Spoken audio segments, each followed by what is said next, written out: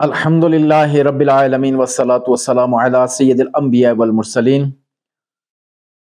اما بعد فاعوذ باللہ من الشیطان الرجیم بسم اللہ الرحمن الرحیم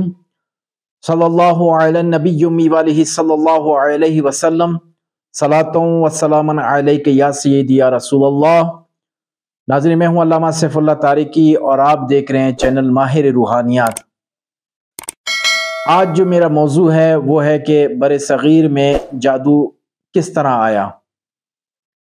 یہ ویڈیو بنانے کا مقصد یہ تھا کہ ایک میں نے ویڈیو بنائی تھی کہ گھر کے شیاطین کو کس طرح نکالا جاتا ہے، تو اس کے کمنٹس میں کسی نے مجھے لکھا کہ اگہور اور دیگر جو ہے وہ چیزیں کیا وہ بھی اس عمل سے نکل جائیں گی۔ تو یہ وجہ بنی اس ویڈیو کی کہ میں اس کے بارے میں تفصیل بتاؤں کہ بر صغیر میں جو جادو آیا اور انتہا درجے پر پہنچا تو وہ کس طرح ختم ہوا اور کس وظیفے سے ختم ہوا اور کن کی بدولت یہ زور اس کا ٹوٹا۔ یہ بر صغیر میں جو جادو آیا وہ مصر سے آیا، کیونکہ مصر میں بت پرستی بہت عام تھی،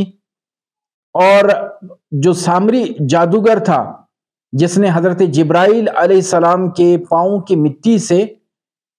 ایک بچڑا جو ہے اس میں جان ڈالی تھی، اور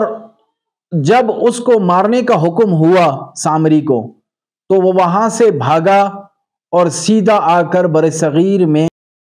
یہ آیا۔ یہاں پر بر صغیر میں اس نے جو اپنا ٹھکانہ بنایا وہ تھا کامرس دیس۔ یہاں پر آ کر اپنا اس نے ٹھکانہ بنایا اور اس نے باقاعدہ یہاں پر انسٹیٹیوٹ اور مدرسے قائم کیے،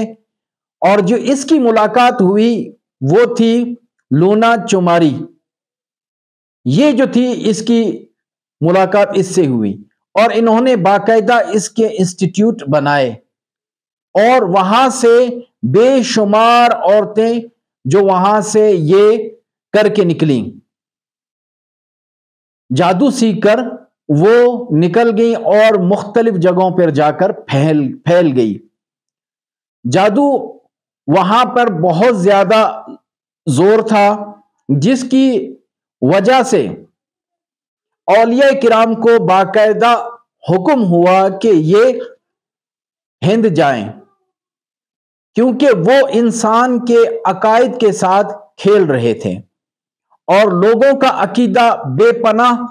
ان پر تھا، تو جس کی وجہ سے وہاں پر جو ہے بت پرستی مزید عام ہوتی جا رہی تھی۔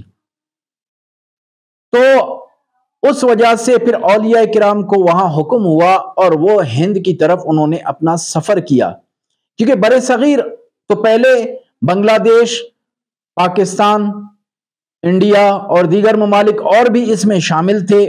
اس وقت ان کی سرحدیں ایک دوسرے کے ساتھ بند نہیں تھی، کھلی ہوئی تھی، تو جتنے بھی اولیاء کرام آئے وہ ہند میں پیدا نہیں ہوئے، جو وہاں تبلیغ کے لیے، تبلیغ اسلام کے لیے تشریف لے گئے۔ تو جب یہ وہاں پر گئے، بالخصوص خواجہ معین الدین چشتی رحمت اللہ تعالی علیہ، جب آپ وہاں پر تشریف لے گئے تو اس کے بعد جو ہے یہ تمام جتنا بھی جادو تھا جو انتہا کے درجے پہ پہنچا ہوا تھا، جس کے مین کردار جو اس بر صغیر میں جادو کے پھیلانے والے تھے وہ تھے سامری، لونا چماری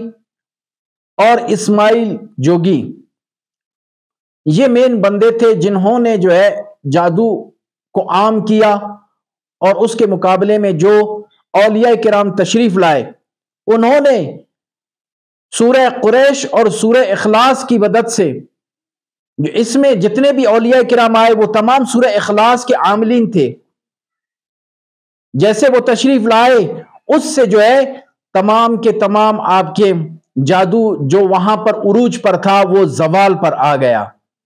اور بر صغیر میں سب سے پہلے بزرگ جو تشریف لانے والے تھے وہ عبداللہ شاہ غازی رحمت اللہ تعالی علیہ تھے، وہ بھی سورہ اخلاص کے بہت بڑے عامل تھے۔ اور جب یہ تمام اولیاء کرام تشریف لے کر آئے اور اس کے بعد جو ہے وہاں پر تمام جادو، جو اتنی ان کی ریاضتیں تھی، جو ان کے جادو کے تنتر منتر تھے، وہ تمام کے تمام جو ہے زوال پذیر ہوئے۔ تو انہوں نے کمنٹس دیا کہ اس عمل سے جو ہے وہ شیاطین بھاگ سکتے ہیں۔ تو آج میں کہتا ہوں کہ میرے بھائی، جو اولیاء کرام تشریف لے کر آئے، وہ قرآن کی بدولت انہوں نے جو ہے ان تمام چیزوں کو ختم کر دیا۔ جادو کا توڑ صرف جادو میں نہیں ہے، اس کا توڑ رب تعالیٰ نے جو قرآن پاک میں جو طاقت عطا کی ہے، اس کے مقابلے میں کوئی جادو نہیں ٹھہر سکتا۔ رب عز و جل سے دعا ہے کہ رب تعالیٰ ہمیں نماز پڑھنے اور صحیح معنوں میں ذکر کرنے کی توفیق عطا فرمائے۔ وما علینا الا البلاغ المبین۔